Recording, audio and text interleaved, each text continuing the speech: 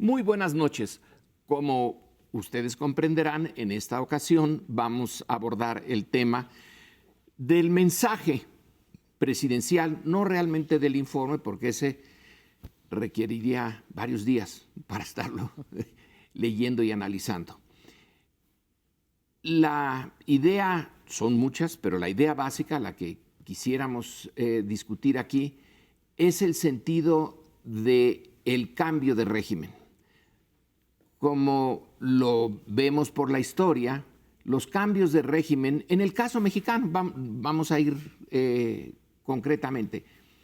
Bueno, la conquista es uno, la independencia es el otro, la reforma y la república restaurada es el otro, la revolución de 1910, todos ellos fueron violentos, muy violentos. Y hubo cambio del personal, de las instituciones y del contenido del ejercicio de la política. En esta ocasión, en 2018, no hay violencia, las instituciones se mantienen, pero si el régimen lo podemos dividir en dos, instituciones, el marco en el que se va a ejercer el día a día de la política, y la orientación de esas instituciones. Probablemente lo que vimos el domingo es un mensaje de que quieren cambiarse las orientaciones de estas instituciones.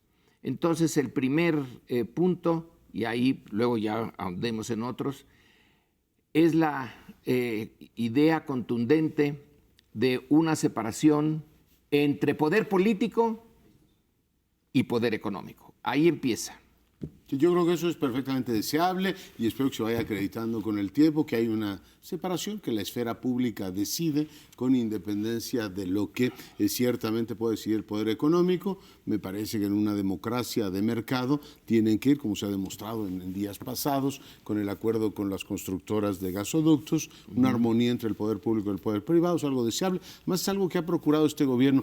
Yo la verdad es que me pierdo un poco, igual que me pierdo en el debate de si crecimiento y desarrollo es lo mismo, porque a veces el presidente habla de la transformación del país. De hecho, su lema es la cuarta transformación del país, y de pronto nos habla de cambio de régimen. Y yo creo que cambio de régimen pues, puede significar muchas cosas. Pasar del autoritarismo a la democracia, pasar de una democracia presidencialista a una democracia parlamentaria. No sé, régimen significaría un cambio de la forma en que nos relacionamos, que las instituciones funcionan. Y yo lo que veo hasta ahora es una constitución que se mantiene vigente, un presidente pues, muy poderoso, con una, digamos, enorme capacidad de desplazar energía política.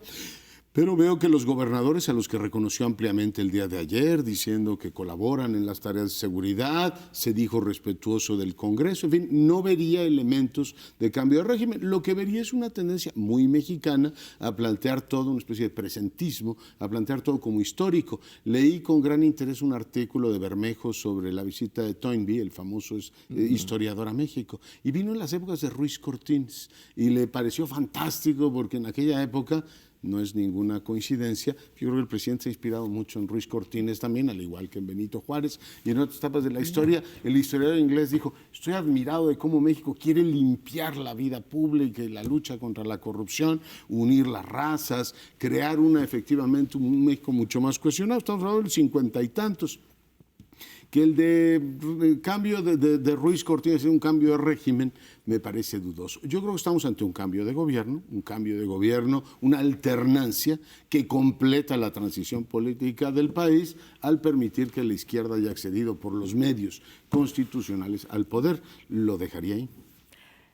Coincido, creo que lo que estamos presenciando, y todavía obviamente no concluye, es una transformación en este país, una transformación que no por no llamarla cambio de régimen pierde importancia, puede ser importantísimo, el cambio puede ser radical sin llegar a ser un cambio de régimen. Yo creo que Lorenzo muchas veces lo apuntó cuando algunos decían que con Fox había venido un cambio de régimen y Lorenzo decía, no, eso, a ver, seamos serios, eso no es un cambio de régimen, ¿no? Yo creo que ahora Transformaciones sí, y todavía estamos al mero inicio.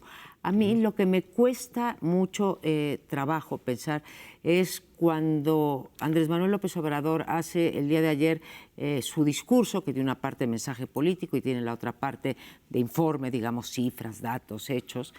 Él habla de cuestiones como si fueran cuestiones consumadas. Una de ellas es la separación del poder político del poder económico, ¿sí?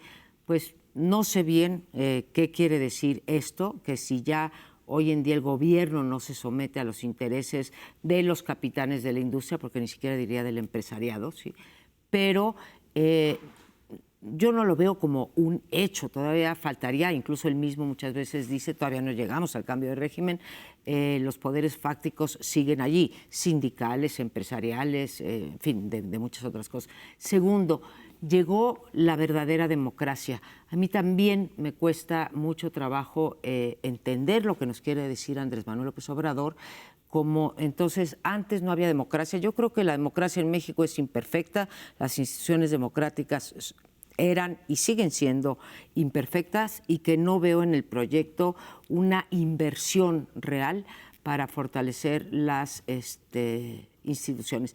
Y la tercera parte que ya también te la da como un hecho López Obrador es que ya cambió la sociedad, ya tenemos una mejor, no habrá crecimiento, pero tenemos una mejor distribución del ingreso. Las tres sí harían un cambio de régimen, pero no veo ni que... y la cuarta, se me olvida, hoy ya tenemos un Estado de Derecho. Vaya, yo no digo que lo tuviéramos con Fox, con Calderón ni con Peña, desde luego que no, pero tampoco lo tenemos hasta el día de hoy. Entonces, 4 cosas que nos dice que ya son un hecho y que yo pues no veo ni cambio, ni transformación, ni realidad. Cuando se habla de cambio de régimen, lo primero que habrá que preguntar es ¿cambio de régimen económico o político? Son cosas distintas. ¿Cambio de régimen económico? Desde luego que sí. No, bueno, por eso económico desde luego que sí, porque estamos viendo un cambio de programas, de visión, etcétera, diferente a lo que prevaleció los 30 años. Aunque hay muchos aspectos todavía de políticas que son muy neoliberales. En el discurso de López Obrador, el neoliberalismo hay que enterrarlo y desaparecerlo, etcétera, y sin embargo sigue habiendo varias políticas muy neoliberales. Pero sí, al mismo tiempo hay un cambio de régimen económico. Al hablar de régimen político, serían, para mí, lo más simple, digamos, una definición más simple, las reglas vigentes de acceso y ejercicio del poder. Las del acceso al poder ya cambiaron desde antes. Sí. Es decir, porque lo que había desde el 90, si se quiere, con el INE, con el IFE, pues la alternancia de Baja California en 89, que no había habido, etcétera, los cambios que se fueron dando, que permitieron alternancias, el Distrito Federal en 97, la presidencia del 2000, la primera cambio pacífico, la primera alternancia pacífica de la historia de México en el 2000. No era eso, la autonomía del Congreso, ya no había mayorías en el Congreso, cierta autonomía de la Suprema Corte, etcétera. Eso no era ya un cambio de régimen político, del económico estamos de acuerdo. El neoliberalismo desde de la Madrid hasta Peña Nieto pues fue un modelo básicamente el mismo. Pero en lo político no hubo de veras cambios a lo largo de estos 30 años. En el acceso al poder, estoy de acuerdo que en otra parte, que es el ejercicio del poder, se mantuvo la corrupción, que eso sería un cambio fundamental en este gobierno. La impunidad se mantuvo, pactos de impunidad. Pero en el acceso al poder y la pluralidad ya no había partido hegemónico, que permitieron justo la alternancia del 2000 y la del año pasado, porque eso es resultado en todo caso también de esos cambios que se fueron dando. Y yo cuando digo, oye, es que ya cambiaron las cosas en relación al acceso al poder, es comparen la elección de 88, donde hubo un fraude monumental contra la izquierda, frente a las del año pasado. Bueno, sí pasaron cosas en esos años, y la pregunta es si cambio de régimen político ahora es profundizar la democracia u otra cosa. Bueno, como en las ciencias sociales, los conceptos, casi podría yo decir, uno los define. Si le es útil, adelante, para explicar lo que uno quiere explicar. Yo tomo esto de régimen de Bobbio, de su diccionario de la entrada de qué es un régimen, están unas cuantas palabras. Esto lo divide en dos, es las instituciones a través de las cuales se ejerce el poder y el objetivo que se tiene para el ejercicio del poder. Cuando tú dices, José Antonio, ya la economía cambió, para eso sirve el poder, entre otras cosas. Entonces ahí sí hay un cambio, pero si alguien considera que para explicarlo no le sirve eso, bueno, pues entonces que no lo tome. A mí sí me sirve. Me sirve como el proyecto de Andrés Manuel y yo simplemente añado que solo hasta el final de su gobierno o a lo mejor hasta más adelante se podrá saber, es decir, va a ser ex post facto, hasta qué punto realmente hay un cambio de régimen, del uso profundo del poder político. ¿Para qué lo quiero? Él nos dijo ahora que quiere, entre otras cosas, y que me parece fundamental, la redistribución de las cargas y las recompensas de la actividad material y cultural, etcétera, que tenemos todos. Si ese cambio lo consigue,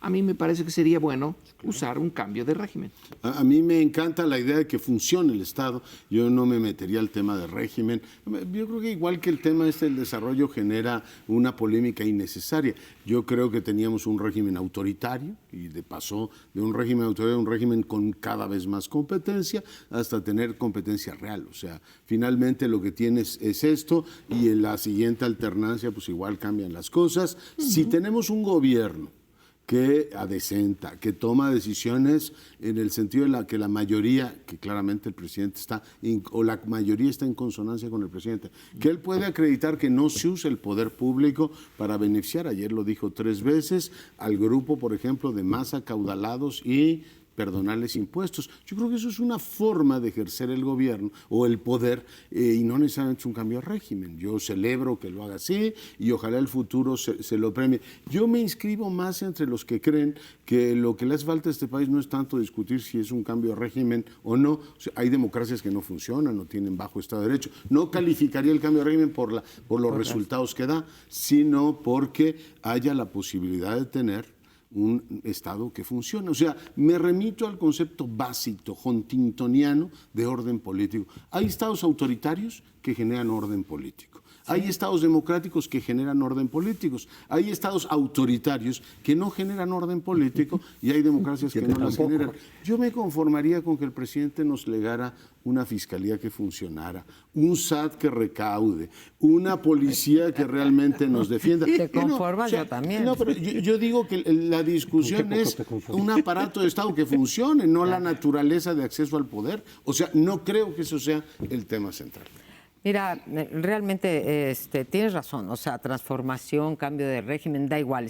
Creo que estamos de acuerdo en esta mesa, ¿sí? En que López Obrador, cuando menos en espíritu o en discurso, sí, quiere cambiar las cosas y nos ha dicho. Lo que creo que sí podemos, aunque tengas razón, que no será sino hasta que termine el sexenio o incluso después, que veremos si hubo un cambio de régimen, creo que sí se pueden analizar tan pronto como ahorita, 9 meses de gobierno, ciertas tendencias.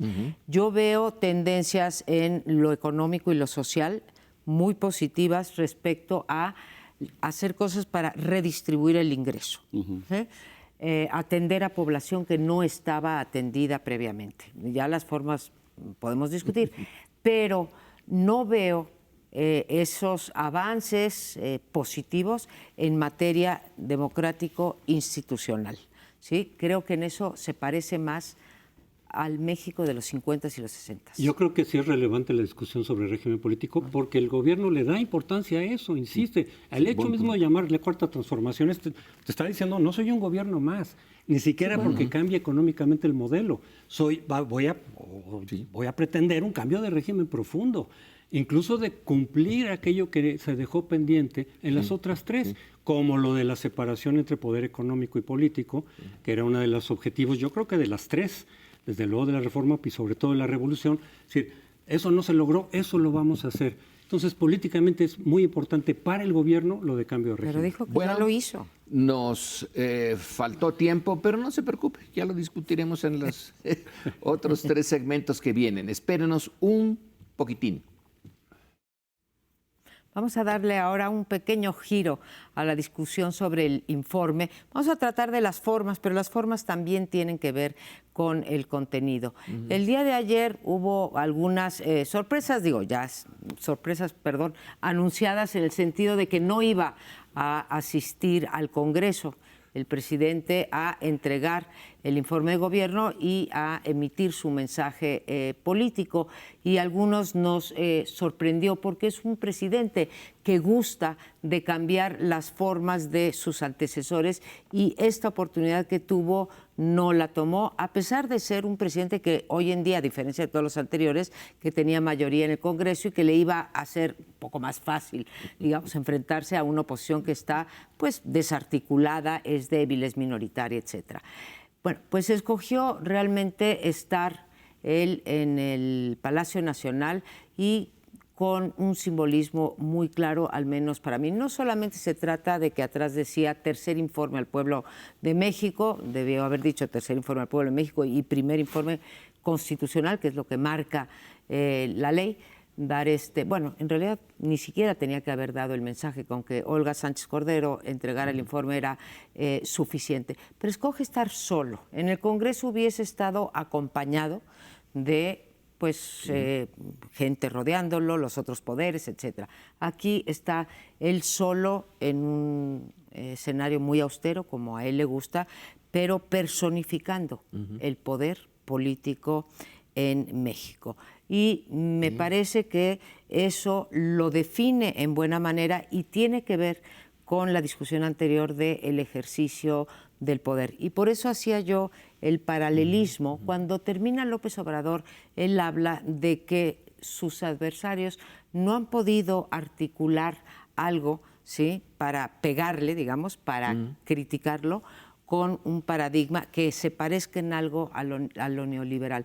Yo creo que no se parece a lo neoliberal, pero sí se parece a las formas de hace más de los 36 años, donde él ubica el oprobio y la prostitución, porque así lo dijo, estoy citando, con esto de verdad, no, la personificación del poder en un solo hombre. Así lo vi ayer y me hubiera gustado verlo en una cosa más republicana en el Congreso, rindiendo el informe y haciendo bueno lo que nos ha dicho de que hoy en día el Congreso sí representa al pueblo, no como antes cuando las elecciones eran a mañana. Yo creo que hubo, digamos, mensajes muy claros, algunos muy polémicos, otros yo creo muy refrescantes para la vida de la República. Empiezo por los polémicos. Lo primero que le dijo Fernández Noroña en la apertura de sesión de Congreso fue: oiga, presidente, le recuerdo que el día de hoy, usted puede mandar todos los informes que quiera, pero hoy le toca rendirlo ante nosotros, digo, nada más por aquí estamos, y somos la representación nacional. Fue la primera, digamos, de las intervenciones. Yo creo que la registró, siendo efectivamente un diputado de la mayoría. El presidente dice: yo tengo que estar informando al pueblo, y este es el tercero, o sea, le quiso dar una continuidad. A este paso vamos a tener 18 informes, ¿no? 3 por año, y eso, bueno, es una forma que tiene el presidente de comunicarse. Mucha gente dijo ayer, entre broma y no broma, que era una mañanera más. Yo creo que ahí hay un elemento positivo. O sea, nos hemos acostumbrado a que el presidente esté cerca y nos esté informando. Por tanto, ya no es una novedad de qué va a decir el presidente el 1 de septiembre. Yo creo que eso es una cosa positiva que espero que marque la vida de la República. No creo que eso sea un cambio de régimen, sino un estilo de gobierno, pero espero que sea ya algo adquirido para la vida de la República. Nunca más presidentes que no rinden cuentas, con todas las polémicas que hay en las mañanas. 2. Un presidente que hizo un informe en un sentido, digamos, tú lo decías, personalísimo. Ni siquiera su gabinete lo acompañó en el estrado, nadie más. O sea, el presidente solo y todo lo demás en segunda fila. Mucha gente ha observado que sigue invitando a los mismos, o sea, a los magnates de este país, a los notables. Por cierto, había muchos lugares vacíos, pero bueno, al final fueron ocupados por efectivamente militares, pero que no invita a la gente del pueblo, no invita a la gente llana, que podría ser como hacen en Estados Unidos, esto de invito al bombero que se sacrificó y tal. El presidente optó por invitar a la plutocracia de este país, a los cuerpos más representativos, en una nómina de invitados muy parecida a la de Peña Nieto, la de Felipe Calderón. No varió demasiado en eso, pero sí creo que tiene en su haber el que no cerraron las calles, el que no es un presidente que se mueve con boato. Creo que eso poco a poco nos hemos venido acostumbrando. Es una gran cosa para este país. El avión presidencial que no se ha podido vender. Yo esperaba que iba a anunciar ahora en el informe la venta del mismo, pero claramente no lo usa. Es decir, un presidente mucho más acotado en lo que son sus atribuciones. No usó cadena nacional, tampoco le hace falta, pero no la usó. Yo lo pondría también en los elementos positivos. Bueno, la parte de las formas. En el momento clásico del autoritarismo priista, el presidente iba del Palacio Nacional al Congreso acompañado del escuadrón de caballería del Colegio Militar, la escolta en la valla que se hacía era de los cadetes, había todos los sindicatos posibles a los lados y un montón de papel picado, y el presidente en coche descubierto, saludando a su pueblo que lo aclamaba, y la banda presidencial. No tenía banda presidencial, no era, no hizo uso, es él. Como un ciudadano relativamente sencillo, digo, ¿te acuerdas que le han criticado de que no, los zapatos no están boleados, de que no, eso de plano no le preocupa? Ahora, eso de la plutocracia, de la oligarquía, porque aquí hay una oligarquía en México, pero también eso tiene su significado. Él estaba arriba y la oligarquía estaba abajo. Y la oligarquía estaba aplaudiéndole. Tú dices, son los invitados de siempre, sí, porque son los poderes fácticos que ahí están, pero en esta ocasión él solo, y ahí estaban todos los demás a querer que no, yo no tengo duda de que no querían aplaudir ni nada, pero ahí estaban. Entonces, si es en la parte de símbolos, se puede leer de diferentes maneras. Sí, lo que había antes era lo que se llamaba el Día del Presidente, ¿no? Con todo este boato, todo este transporte, ¿no? Espectacular de los presidentes, que veíamos, pues, a nosotros nos tocó todavía ver todo eso. A todos. Hasta Lionel.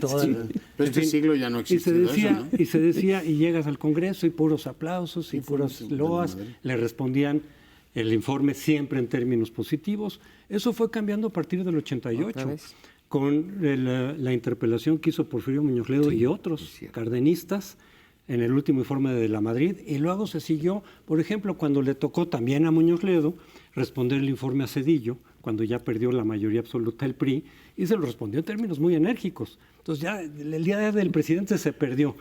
Lo malo, muchos decíamos y esperábamos que de ahí pasáramos, digamos, a un formato pues más de diálogo en el Congreso, pero en el Congreso más parecido, sin poder ser idéntico a lo que hay en los sistemas parlamentarios, donde pudieran oírse las voces pero con el presidente presente, de la oposición, etcétera, pero en términos civilizados, porque lo que seguimos viendo fue que seguía habiendo mucha sombrerazos, mucha estridencia, al grado en el cual ya no le permitieron entrar a Vicente Fox, también en su último informe, ya no, aquí no entras, danos el informe y aquí no entras.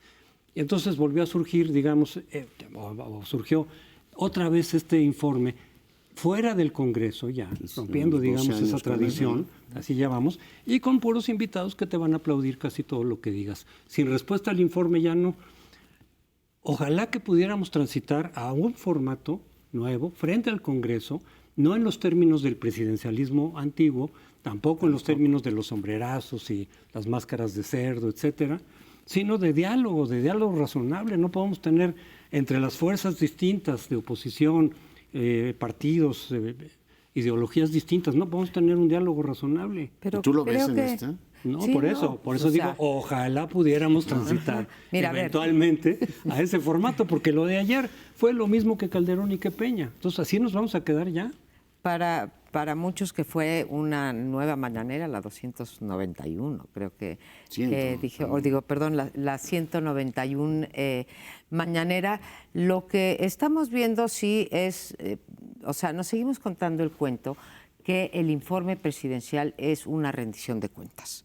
¿sí? Así está estipulado en la Constitución, que es el día que el presidente rinde cuentas. No es una rendición de cuentas porque no hay manera, pues, de verificar los datos o de que haya ese diálogo, o, en palabras de López Obrador, ese diálogo circular, que yo nunca he entendido bien qué quiere decir eso de diálogo circular, de ida y vuelta. No, es que sería como de ida y vuelta, ¿no? En las mañaneras, pues tampoco, también es el monopolio de la palabra por el presidente. Casi nunca, pero realmente el 1% de las veces hay posibilidad de entablar el diálogo con el presidente. Es la pregunta y la respuesta que viene. Para mí, creo que haber esperado que fuera distinto, creo que es una ingenuidad, porque ustedes recuerden cuando él fue jefe de gobierno y después cuando fueron los perredistas, todavía Andrés Manuel López Obrador, perredistas, nunca quisieron ir los jefes de gobierno, siendo mayoritarios en la Asamblea y después ahora en el Congreso del Distrito de la Ciudad de México, nunca tampoco ellos quisieron pararse frente al Congreso. Así que, ¿por qué tendríamos que haber esperado que López Obrador esta vez se parara?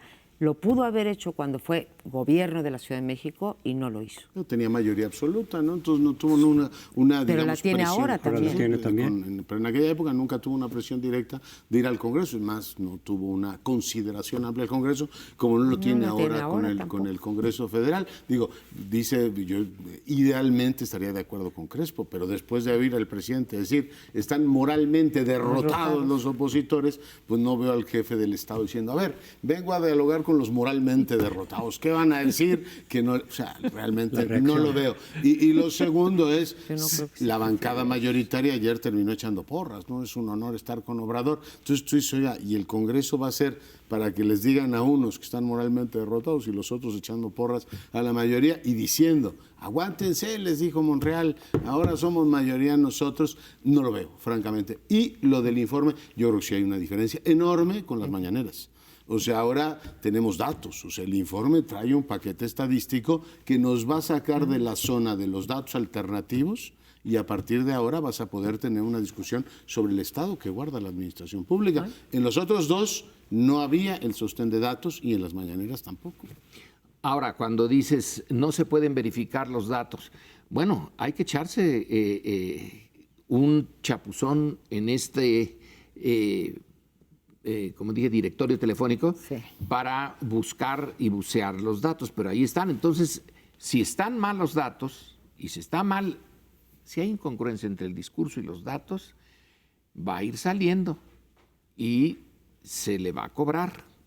Si no hay incongruencia, bueno, pues entonces le va a ir relativamente bien. Algo de estos datos vamos a discutir en el próximo bloque. Regresamos en unos minutos. Yo retomo lo que ha dicho Lorenzo Meyer, que desde el punto de vista académico dice, vamos a ver si va a haber cambio de régimen y hasta dónde llega. Y será después cuando se puede evaluar cómo sucede, digamos, con todos esos cambios profundos. Como pasó en las 3 primeras transformaciones o revoluciones mexicanas, pues es hasta después. Claro que puede haber la intención, por supuesto, y se vale. Pues había la intención con Madero a la hora de iniciar la revolución, etcétera, pero es hasta después decir qué tanto cambió y en qué sentido, qué faltó, qué no se cumplió, etcétera. Pero para el discurso político muchas veces a los gobernantes, a los presidentes, les conviene políticamente, por encima de la academia, etcétera, decir ya está el cambio. Ya es, o por lo menos una parte ya se está dando. Y eso lo vimos también, o lo vimos el día de ayer, al decir varias cosas que como intención son perfectamente apoyables y respetables, y como Estado de Derecho. Pues caray, en 9 meses ya Estado de Derecho, que lo hemos estado buscando desde hace 200 años y no alcanzamos de lograr el Estado de Derecho. Y a cada rato salen cosas del Poder Judicial y jueces corruptos y favoritismos. Y, pues no, el Estado de Derecho, que no es nunca perfecto, siempre es perfectible, sí, igual que la democracia. Pero así como ya decir, ya tenemos Estado de Derecho, ¿sí? Pues ya prácticamente. O otras cosas como el decir, lo de tenemos mejor desarrollo y mejor distribución del ingreso a falta de crecimiento económico, que me parece a mí que es, digamos, una forma de minimizar el hecho de que por lo pronto el crecimiento económico fue muy bajo. Cuando él durante 2 años nos dijo que uno de los principales problemas del neoliberalismo era su bajo crecimiento económico. Y también falta de desarrollo y también mala distribución del ingreso, de acuerdo. Pero tenemos los datos, por ejemplo, para ver si en tan poquito tiempo, cuando los expertos dicen eso se tarda en medir, a ver si ya hay una mejor distribución del ingreso real, o indicadores de desarrollo, que es cierto, no solamente el crecimiento económico es indicador de desarrollo, pero es uno muy importante. Y vienen otros aspectos por ahí. Yo pregunto si, digamos, en las estadísticas que se presentaron ayer, vienen indicadores y quién los midió o qué instituto de si ya avanzamos en el desarrollo y la distribución del ingreso, por ejemplo. Yo creo que, a ver, a pesar de que tiene razón otra vez Lorenzo, en que hay que revisar esos tomotes y esos anexos estadísticos que entregaron ayer por la tarde en el Congreso y verlos con cuidado, ya de entrada de la probadita que yo he dado, ya hay discordancias entre lo que nos informa ayer y lo que viene en el informe de gobierno. Pero juzguemos nada más, porque es de lo que tenemos ahorita elementos, la cantidad de datos que nos dio ayer y que suman más de 50 con cifras, ¿no? Desde cuestiones de empleo, desde cuestiones como habla como si ya se hubiera creado dos instituciones, la institución que va a sustituir al Seguro Popular, que todavía no se crea, y dice el Instituto de Seguridad Bienestar. de Salud para el Bienestar, todavía no lo crean, o el Instituto para devolverle lo robado al pueblo, todavía no lo crean. Son hechos que no han ocurrido todavía y los da como por sentado, digamos, esos serían hechos falsificables, ¿no? Pero luego hay otras cifras que pues es muy difícil de verificar. Me refiero al 95% o 94% para ser más precisa, 94% de reducción del huachicoleo. Pues a saber, ¿cómo sabemos que hay 94% si no hay ninguna institución que lo esté midiendo y si Pemex ni siquiera lo ha dado a conocer? La cantidad de programas sociales, desde Jóvenes Construyendo el Futuro, hay los 900,000, ayer dijo 950,000, anteayer dijo 930,000, ya están las 100 universidades. O sea, todos sabemos que no existen esas 100 universidades. Nos dijo cuántos maestros y cuántos alumnos tienen ya esas 100 universidades. Y así podría irme. También hay unos que dijo, creo yo, con precisión. Pero tantos otros que son cifras, no es que sean, yo tengo otros datos, ¿sí? Es que son datos que son generados o autogenerados por ellos, no por el INEGI, no por la Comisión Federal de Competencia, no por el Instituto Federal de Telecomunicaciones, no por el Instituto de Migración, que no los podemos simplemente verificar. Y en ese sentido creo que nos pinta una realidad que no existe y se puede decir que fue un informe triunfalista con respecto a lo que ha ocurrido en estos 9 meses. Yo ahí coincidiría contigo, pero hay cosas que me parecen muy menores. O sea, el SAE existe, él lo llama de otra manera, pero existe el SAE y lo ha usado a fondo. Y además es políticamente muy relevante en esta administración, ¿no? La casa de Shelley Llegón, etcétera. Lo del instituto sí creo que tiene más bemoles porque está todavía sujeto a discusión legislativa, básicamente si vas a cambiar el Seguro Popular. Sobre las cifras, bueno, pues está la danza más o menos que tienes en cualquier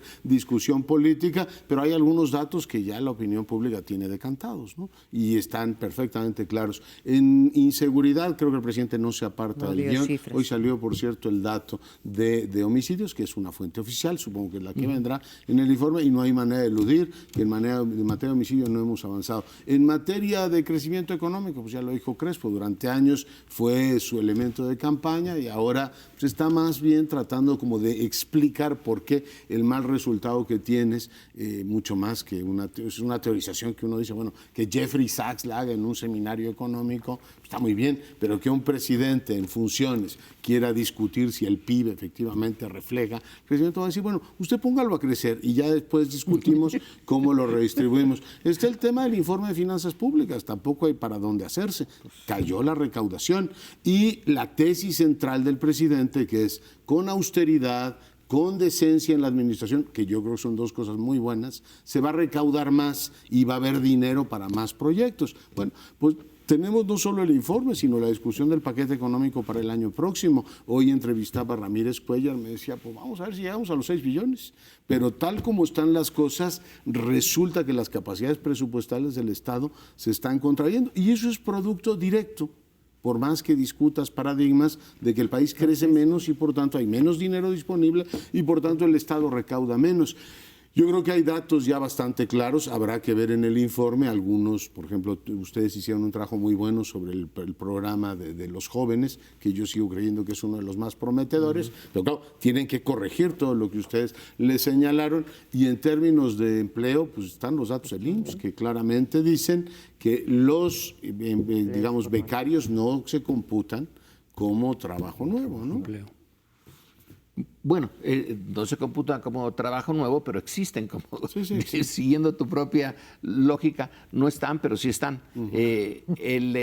Como el tema de las universidades, bueno, hay que pedirles el derecho a la información. A ver, díganme dónde están. Yo me supongo que sí están ya, en principio, los terrenos y el proyecto de la ¿cómo se llama? El sistema de universidades Benito Juárez. Que van a ser universidades pequeñas, que ya el tiempo dirá si son capaces de crecer o no, pero en cualquier caso, el punto es que ahí está la tarea de la oposición o de los críticos. No creen en esas cifras, Vayan y verifiquen. o pídanlas, ¿no? Ahora, díganme dónde están esas 100 universidades. A lo mejor están apenas en el bosquejo. Aquí va a quedar el salón A y aquí va a quedar el salón B y todavía no están. Los alumnos inscritos se ven pocos y los profesores se ven pocos. Pero digamos que es como una primera piedra.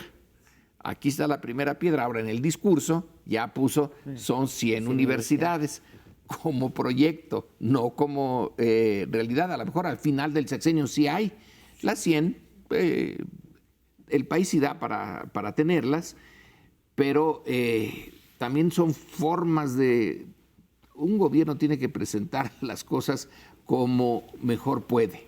Y la tarea de los críticos es decir, no. Aquí todavía estas universidades no están para ser llamadas tales, sino proyectos de universidad.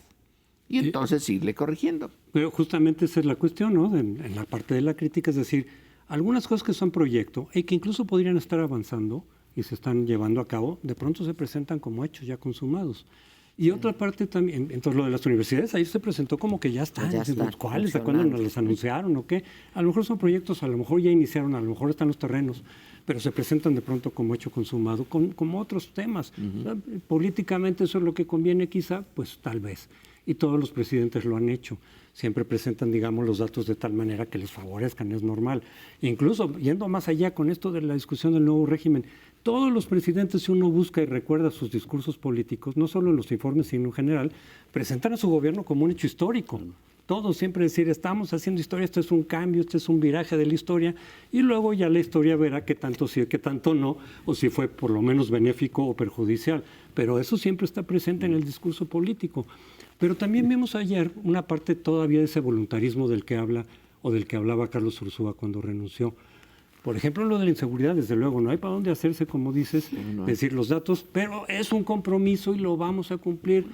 Bueno, ahí están las estrategias, ya se han explicado, la Guardia Nacional, pero son muchos actos de voluntarismo. Y otro que varios colegas han comentado el día de hoy, ese aspecto de cierto desprecio por los datos concretos, por los números, por la tecnología, que se ve muy tecnocrática, y de pronto recurrir, digamos, a los valores morales. Volvió a mencionar lo de la cartilla moral como una parte importante. Claro que es deseable también el decir que bueno que hubiera una transformación social, moral, pero eso también me parece un poco de aspecto voluntarista, que de pronto no se corresponde con las cosas como son.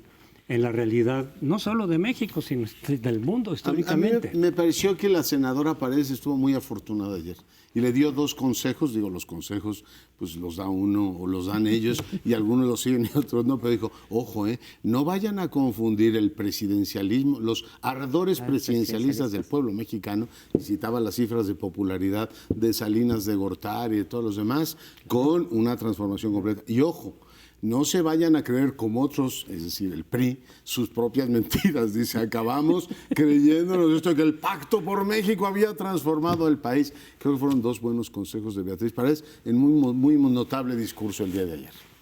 Pues creo que la tarea, como nos las ha dejado muchas veces en la mañanera López Obrador, tendremos que ir los investigadores y los comentócratas y, en fin, los adversarios y no adversarios a checar si estas cifras concuerdan con la realidad. Bueno, nos vamos al último segmento. Vas.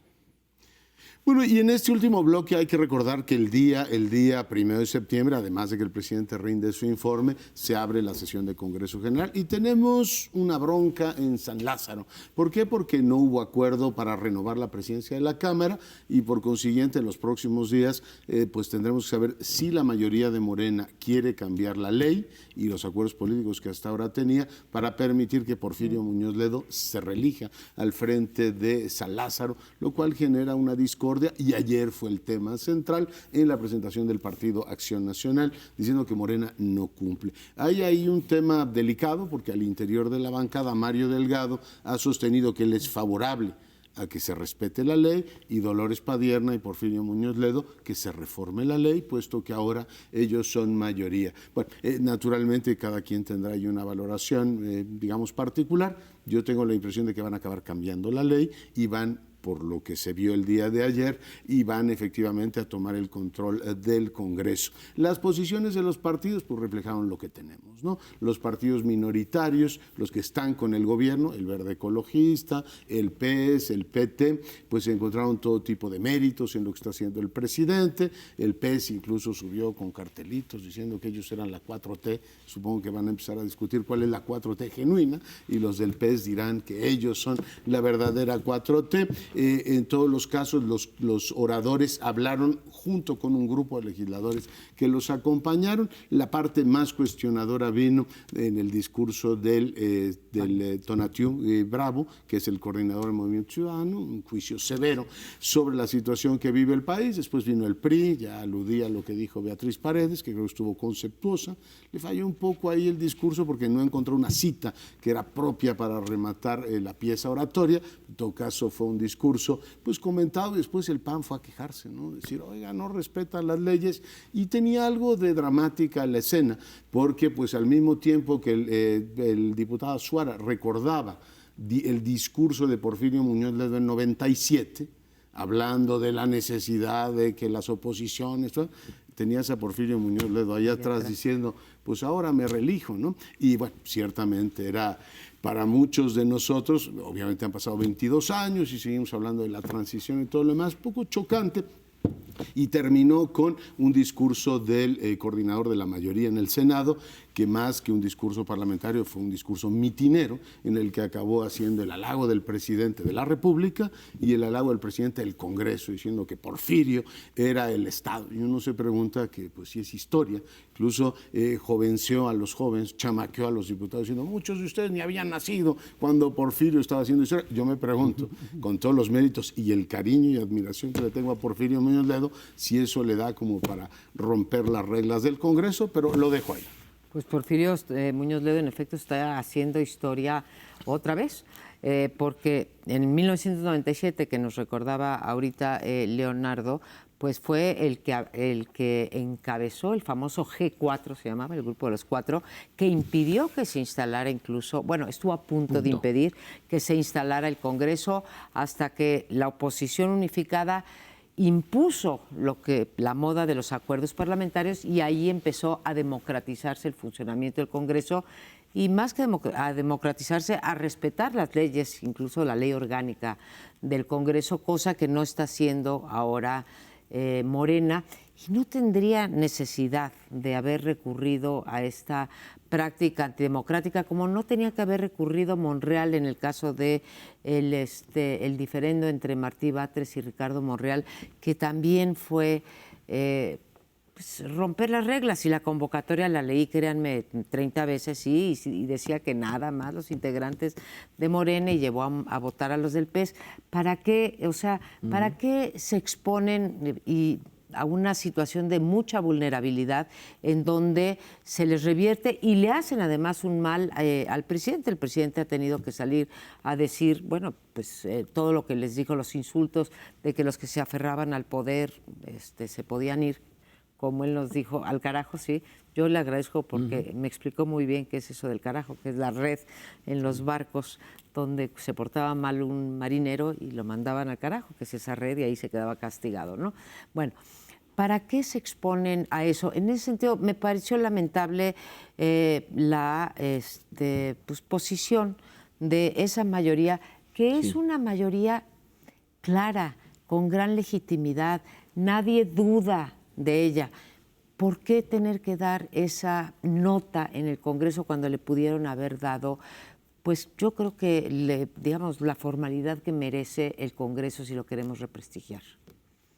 Tienes toda la razón. Yo también estoy en esa misma sintonía.